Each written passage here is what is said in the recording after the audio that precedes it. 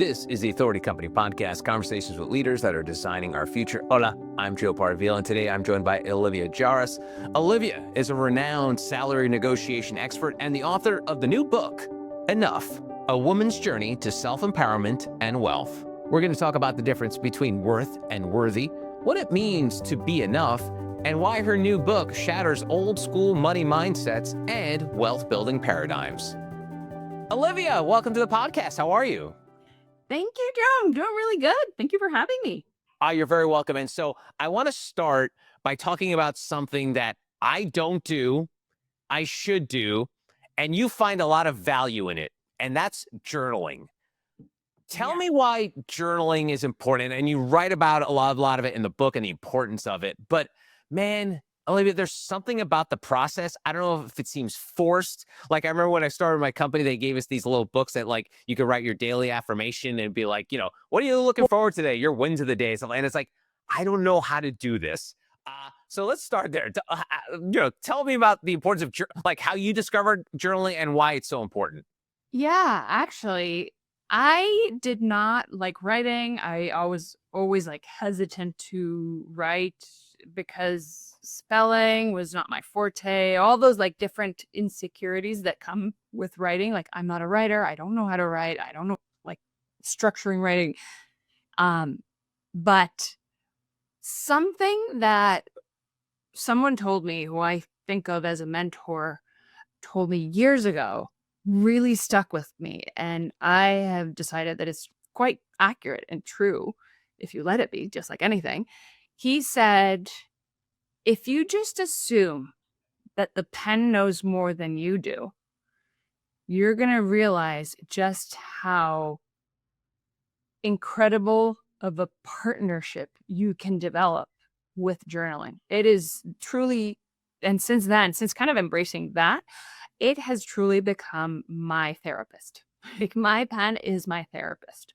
Because one of the things that happens when you let go of in your head, like I hate journaling. I'm not a person who sits down and meditates or really sits down and journal and think through my thoughts. If you just let the pen guide you and write whatever it wants to write, once you're done with that, like if you just try it for 15 minutes, you're going to be like, oof, I didn't realize all that was in me. And it's usually a very emotional, cathartic experience. If you just let it be that, you know what, the pen's going to tell you what you need to write.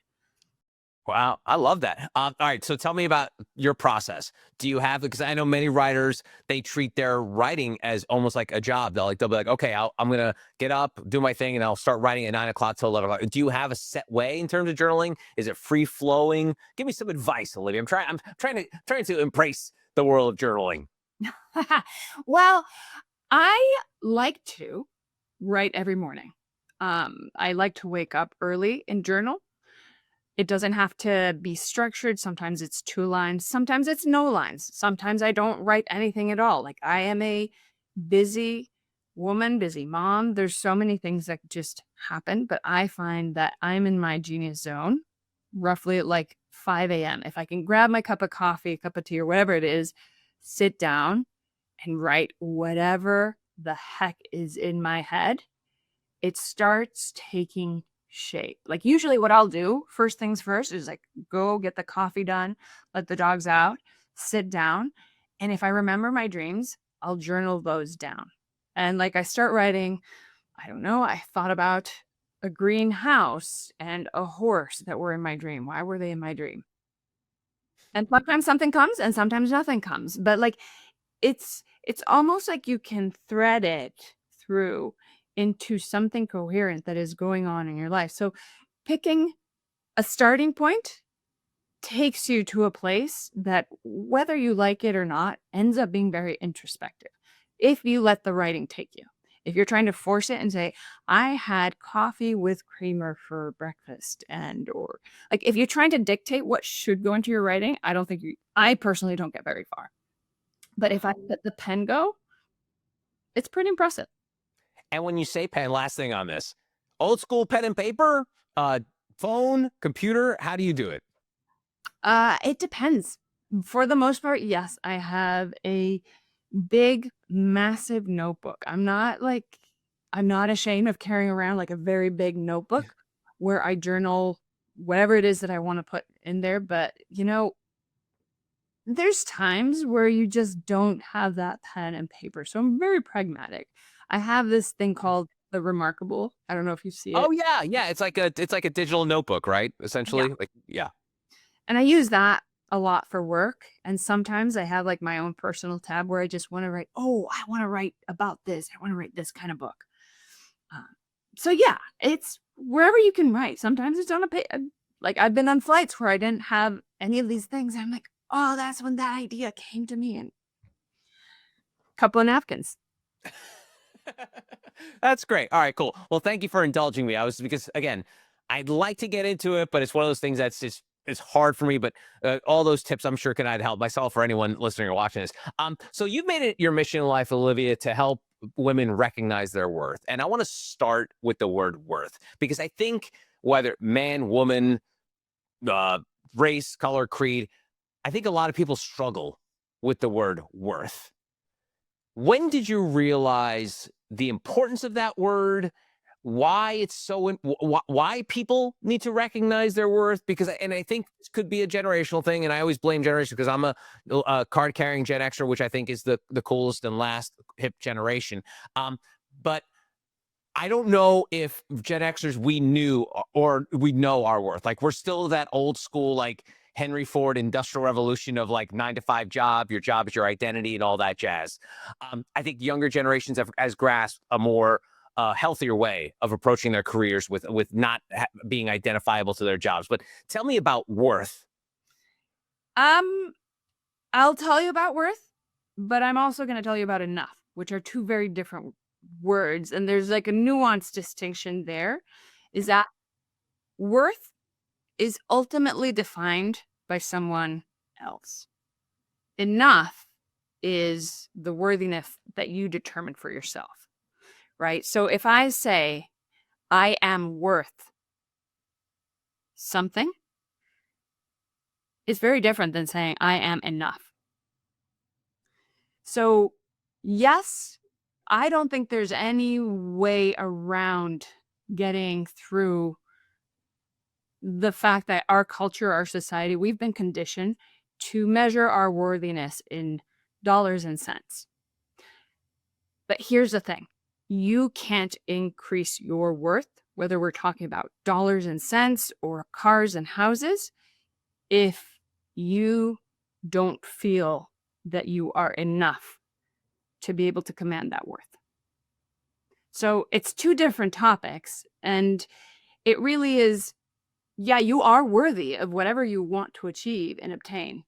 But there's a step that is often missed. And I'm totally guilty of this. Heck, I've written books on how to negotiate salaries and exactly what you need to say, when you need to say it so that you can get there.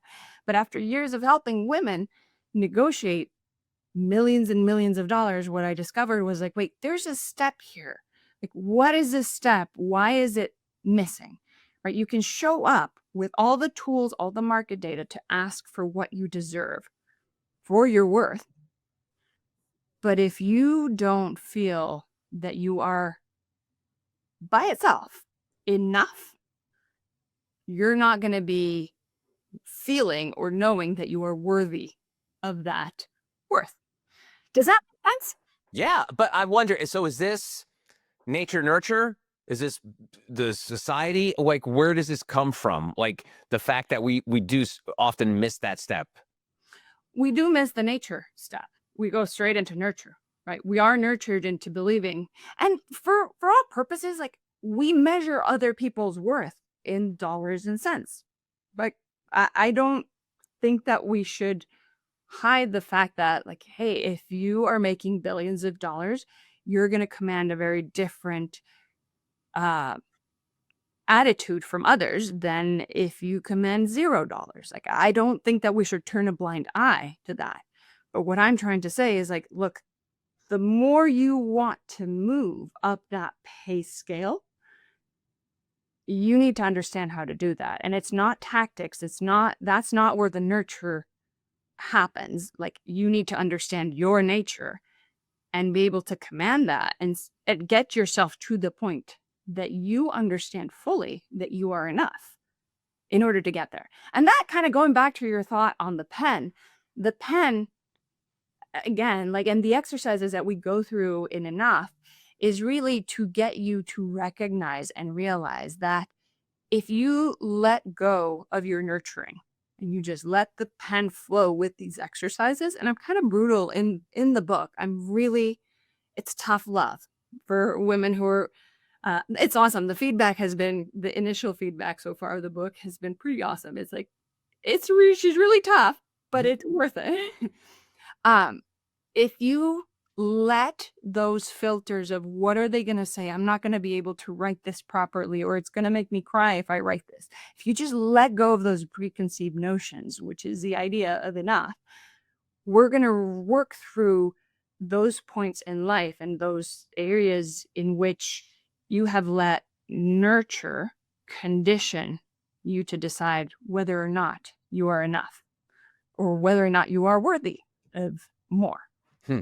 And that never really led you to write the book enough. And you mentioned the fact that over the course of your career, you didn't realize that step of enough. Was there an aha moment, or was it a series of events that led you down that road where it was like, oh, we're missing this one thing. This is important.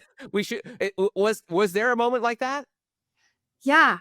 And that was actually after I finished writing the book, the first version of the book. So yeah, my editors kind of wanted to kill me there for a hot few months because I finished writing the book and I felt it and I knew it in my bones. I'm like, no, this is not it. This is not it. And I spent months like in confinement in my lake house or in the beaches of Costa Rica, like writing and writing it and getting it done. And I'm like, it doesn't feel like it's it. This is not it. So I went back to the drawing board because I was like, this feels very transactional, right? It feels like I'm, again, helping you understand your worth and how to figure out your worth or your market value. But there's this stepping point. And it actually came about from a series of workshops that I was teaching women, which were back then they were called the Worthy Writing Workshops. And it was again about helping women recognize their worth and be able to advocate for their worth, right? Going back to that worthiness word. And it's funny because oftentimes when I hear people talk about worth, it's really what they're trying to talk about is worthiness. Because again, thinking about the word worth, it's tied to an external barometer, like an external thermostat that gets to decide that you are worthy. But when you realize that the problem is not the barometer and how do you like operate the barometer or the thermometer? Like it's really more along the lines of what's my internal temperature Wow. and how to regulate that. Different ball game altogether. You show up very different when you know that you're enough versus and when you want to make others believe that you're enough. Hmm. And this writing process for you was a journey, and the book is a literal journey. You use references to the Odyssey and sea voyages. Tell me about, and I'm a big fan of metaphors and analogies, so I love it. But tell me why this was part of the structure of the book, and why it helped you sort of finally get to that finish line. Yeah. Well, again, I don't know about you, but as far as metaphors and things go, I operate best when I can tie my experience to someone else's or to something else, right? When I can understand conceptually what we're talking about, right? Like in the book we talk a lot about like the Odyssey, right? In your own Odyssey and how it kind of feels like a parallel. If I can get you to feel and comprehend the place that we're journeying towards together is very it has a much more powerful effect on the outcome than if I just tell you, okay, now tell me about your childhood. Tell me about this one time that whatever happened, right?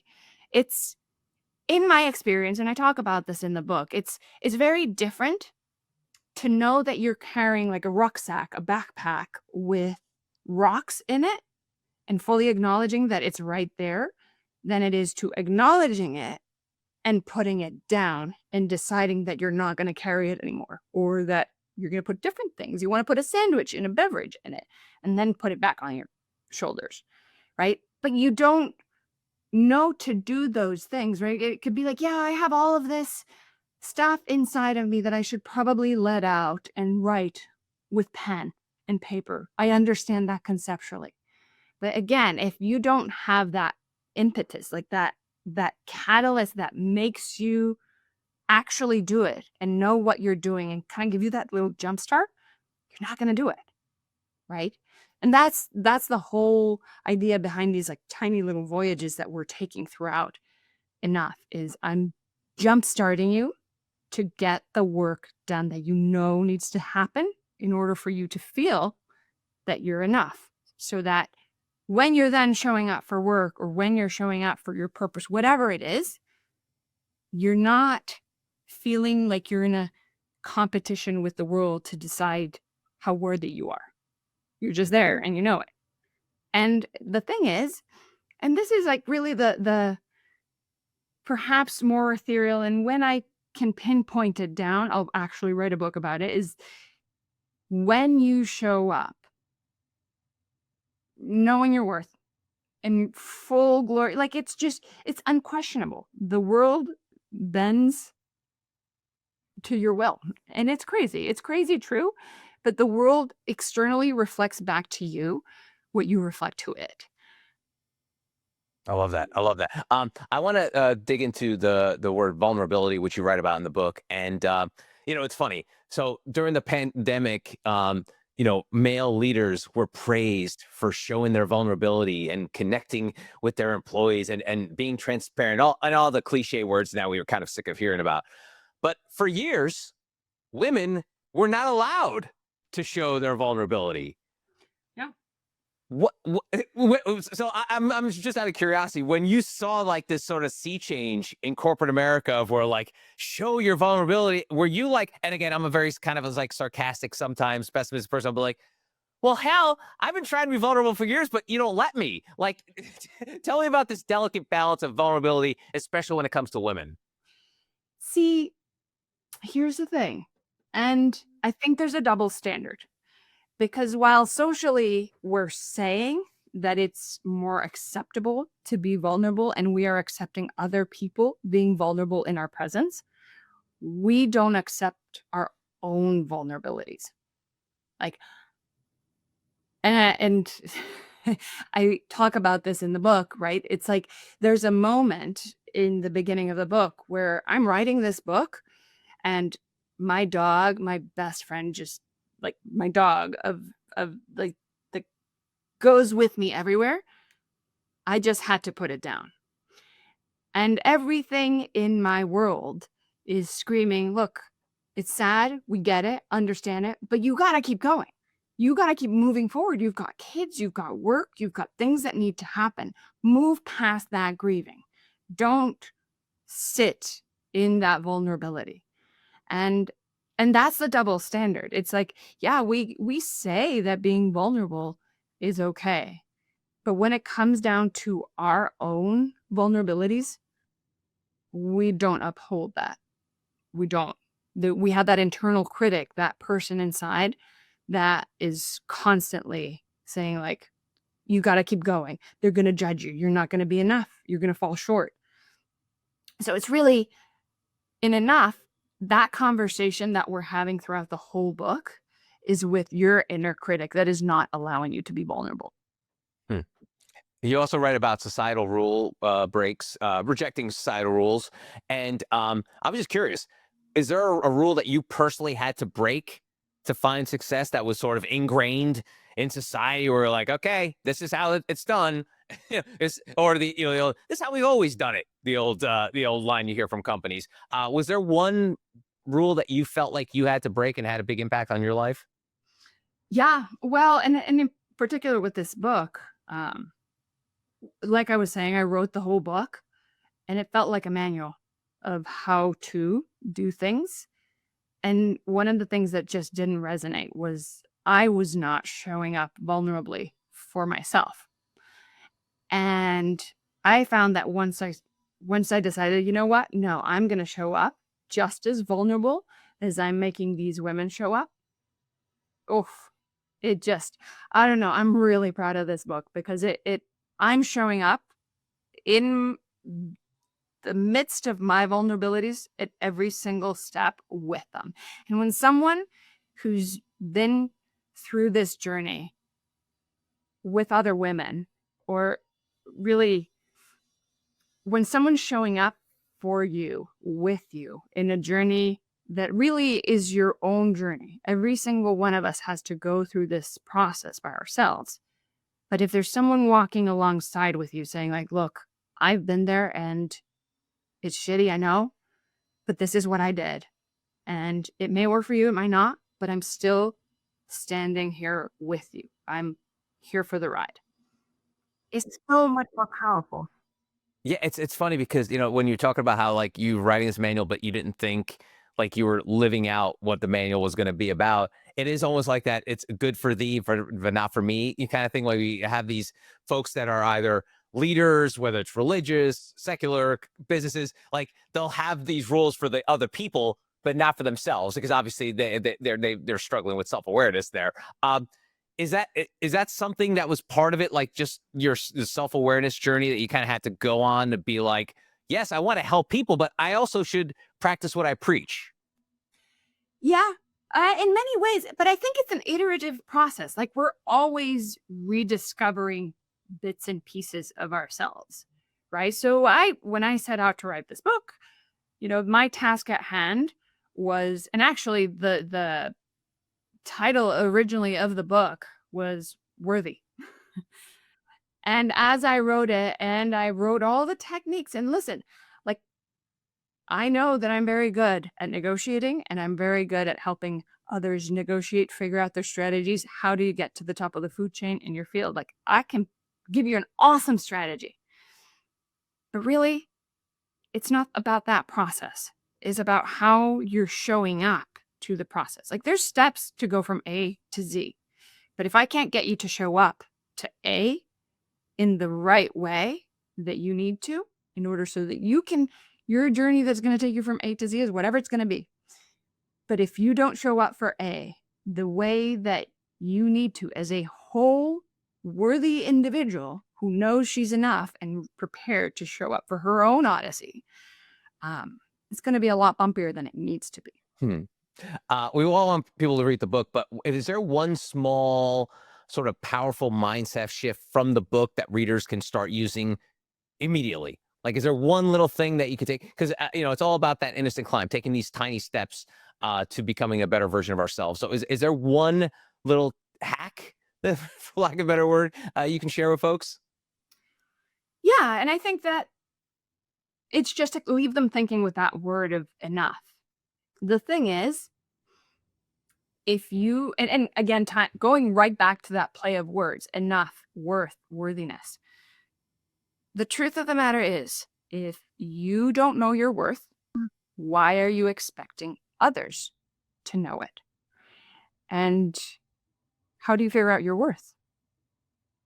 The starting place isn't market data. It's not analysis. It's not negotiation tactics or tools. It starts inside. And it can be such a quick aha moment where it's like, oh, if I do the introspection, I don't really feel that I am enough. If that loud voice inside of you is constantly saying like, oh, they're going to say this if I do this or say this or show up this way. If you have a loud inner critic, it's time you have a conversation with it.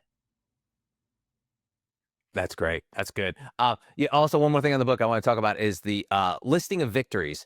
And I think we live in this culture of go big or go home. Like, unless it's like a large victory, you don't talk about the tiny wins. And we always stress like the headlines are made about the giant acquisitions and the big wins and the Super Bowls and all that stuff. But you don't ever really talk about the small wins. And I think that trickles down into regular people where they're like, yeah, it's not. I did this one thing, but it's not that big a deal. It's not that big.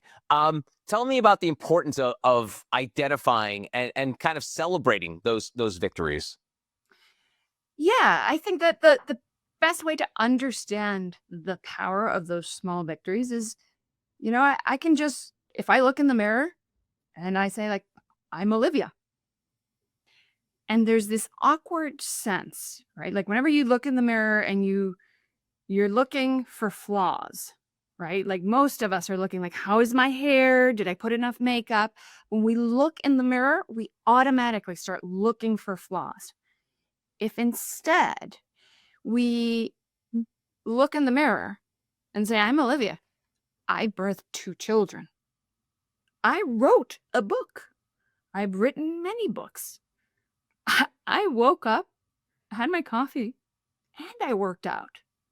I woke up today. Like, if you start, instead of like looking at yourself from the lens of the critic, because again, you've got 2 people living in your head all the time. You wake up, look at the mirror, and look in disgust. That's not the you that needs to be talking. That's your inner critic showing up.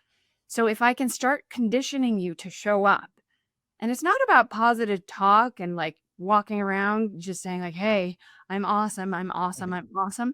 It's just getting to that switch of realizing what you're doing.